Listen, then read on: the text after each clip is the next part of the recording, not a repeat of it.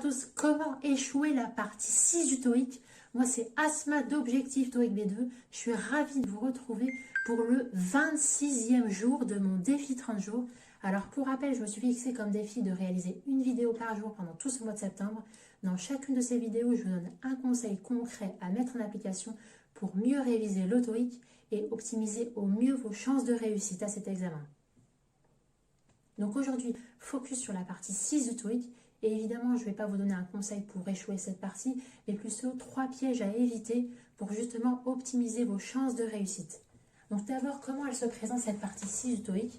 Vous avez un total de 4 textes, 16 phrases à trous, réparties de façon égale donc, sur ces 4 textes. Et pour chacune de ces phrases à trous, vous devez retrouver le bon mot qui correspond parmi 4 propositions de réponse.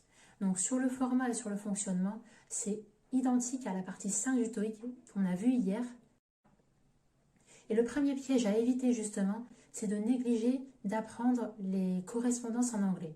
Alors c'est très important de connaître du vocabulaire type des correspondances en anglais.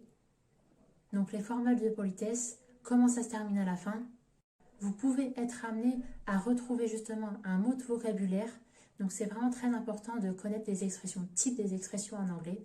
D'ailleurs, je vous ai mis en commentaire et en lien de cette vidéo un article qui est justement dédié à la correspondance en anglais. Si vous réussissez à connaître les expressions type, ça peut vraiment vous aider et éviter ce piège pour la partie 6 du TOEIC.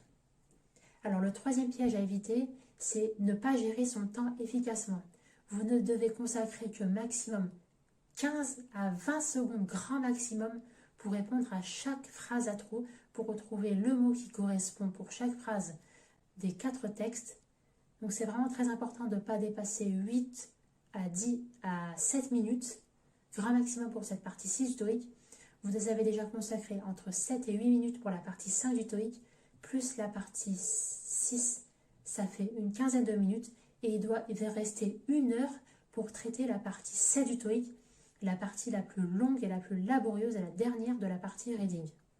Donc ça c'est le deuxième piège à éviter. Le troisième piège à éviter, c'est de négliger tout ce qui va être TOEIC blanc. Il faut faire le maximum de TOEIC blanc dans les conditions réelles de l'examen.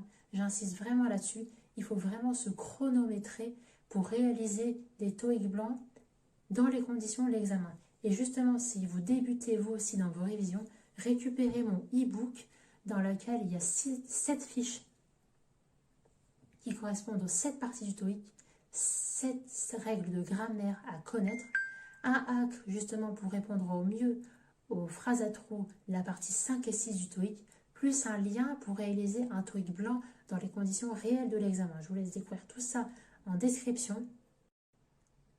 Je vous dis à demain, on va voir la partie 7 du TOEIC, la partie la plus compliquée. Je vous dis très bon courage. Et avant ça, dites-moi en commentaire justement les difficultés que vous avez par rapport au TOEIC et j'y répondrai avec une solution concrète à mettre en application pour surmonter cet obstacle. Très bon courage. À demain. Au revoir.